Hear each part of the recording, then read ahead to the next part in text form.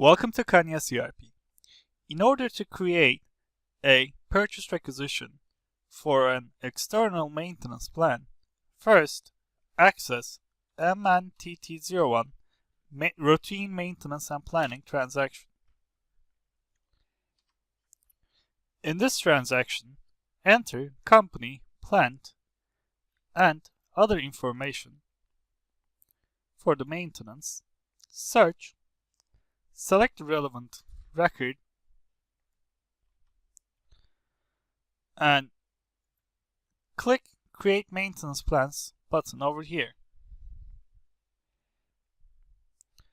The external maintenances planned for the record will be shown on the list here.